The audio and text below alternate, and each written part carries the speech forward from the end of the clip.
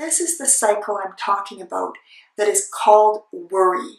It's that sort of convenient amnesia that we have, that we found a solution and then we forget the solution and we have to go through the problem again. And then we remember the solution and then we forget it again.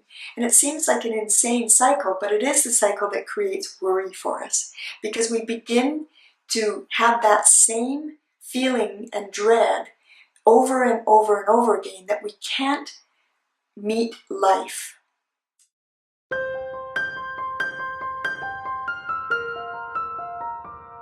The chakra that we're going to talk about today is the third chakra, which is located right at the navel center. The chakras, we have 7 major chakras in our body, and they're not a physical thing, so it's not like we could take an x-ray, but we can see them through Kirlian photography, which really shows the auras and the colors of the chakras.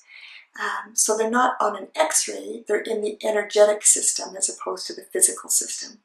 But everything that we experience really, particularly at a physical level, comes through the energetic body first and then into our physical body. So the importance of maintaining healthy chakras, if you will, is really to make certain that our physical body and our mental capacity and body is healthy as well.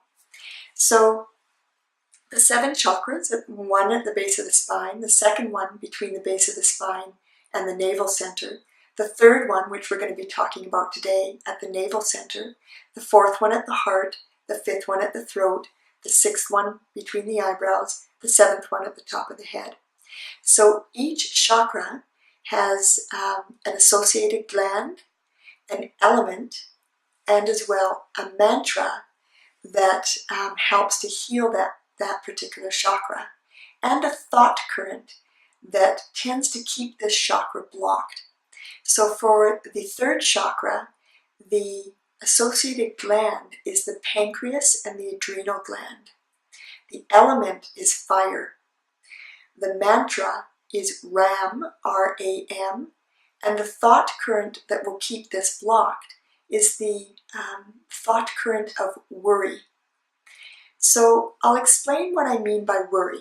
It's a little bit of a different, perhaps different explanation of what worry is compared to what you may have heard.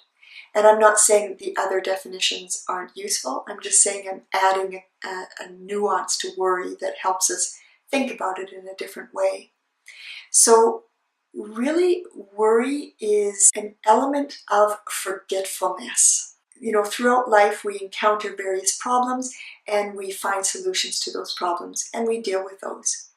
And if we find that we're forgetting solutions to certain problems, and then we encounter the problem as if it were a new one, and then we're having to find the solution again, and then we kind of forget that, and then we come across this problem, you know, it's sort of the sensation of, have you ever had that moment where you go, oh man, I thought I dealt with this particular problem, I thought I fixed it, and now it's back to be, you know, sort of worked again. There's a possibility of a couple things going on when that happens. One is that it's just simply a deeper level of having to deal with that particular issue in your life. That's not the type that I'm talking about here. What I'm talking about with worry is it's almost like a convenient amnesia. You know, it's a convenient amnesia that takes us back into our problems, and which, you know, enables us to have to find the solution over again. And then we forget, and then we come back into our problems and we have to find the solution over again. And, you know, so it's this whole cycle that we go through. And it's one of those cycles that keeps us in worry. Because if we believe that we're not capable of handling our problems when they arise, we start to worry about, oh my God, I don't know if I'm really capable of doing what it is that life is going to have to, you know, require of me in order to really survive in a way that I want to get through life. So it's a bit of a different definition of worry. And it results in layers and layers of kind of unconscious thinking style. You know, it's like I come across a problem, I kind of fix it, and then I forget. You know, so this shows up where it has shown up for me is kind of that the whole idea of having a really regimented exercise program, right? So I decide I'm going to, you know, my body isn't feeling great, I'm feeling stiff, I'm starting to feel like I'm aging, so I'll do the, okay, well, I know a perfect remedy for this. I'm going to start an exercise regimen. So then I start the exercise regimen, I feel great, you know, it's a wonderful program, I'm enjoying whatever it is that I'm doing, and then I start to maybe get a little bit lazy, and I fall off track, and I conveniently forget that, you know, this was really helpful for me. And so then I start to notice through time, gee, you know, I'm feeling like my body's not really, you know, I wonder what the heck I have to do here. And then I have to kind of relearn, oh yeah, an exercise program.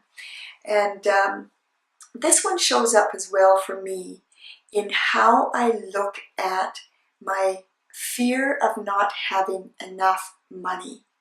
So I will have this fear of, oh my God, I'm not going to have enough money, you know, to retire or to put my kids through, you know, university or, you know, you name it, whatever that fear is about.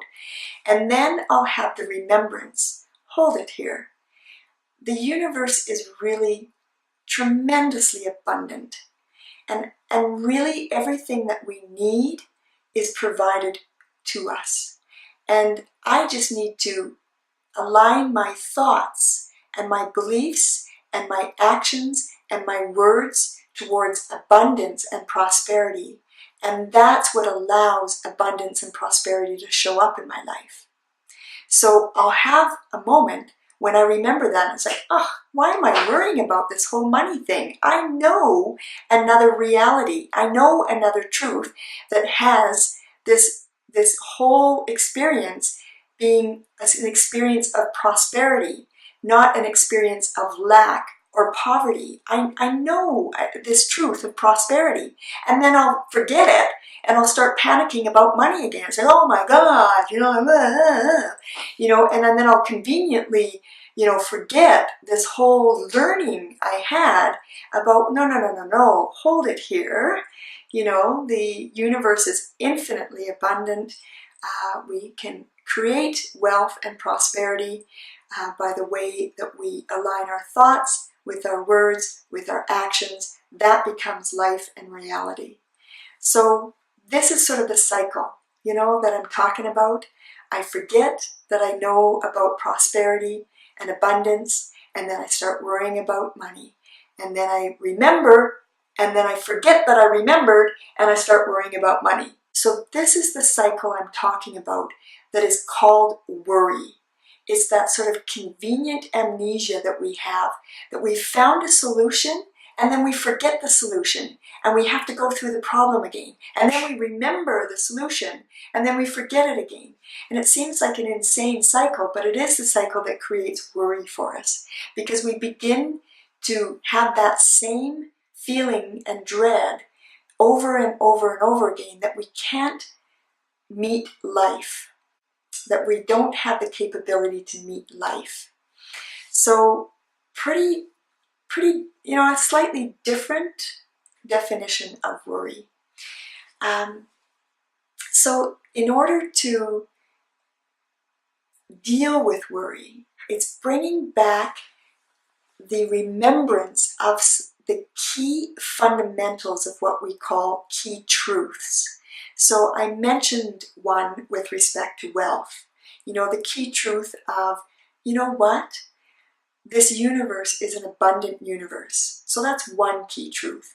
Another key truth is my thoughts create my words, create my actions, create life, create reality. I create abundance and or poverty through my thoughts.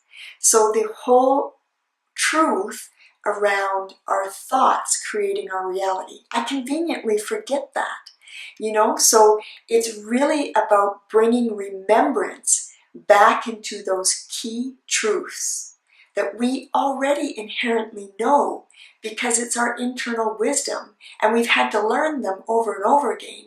It's just we keep forgetting them. So ways to do that, or I mean, people have many different ways to do that. They'll keep some of the key truths, like literally on a sign, like write them out and put them by their mirror, in the bathroom, so that every time they're brushing their teeth, they see this key truth that reminds them, oh yeah, remember this universe is an abundant universe. I don't have to worry about money. I don't have to create the idea of poverty and the experience of poverty through my thoughts. I can create something different. So people will keep, a necklace or a bracelet or some spiritual quotes, so that they can remember these truths that help them relieve their worrying. So that's some physical things that people do to prevent worry and to get the third chakra unblocked, if you will. It's some physical actions that we can do to help unblock the third chakra.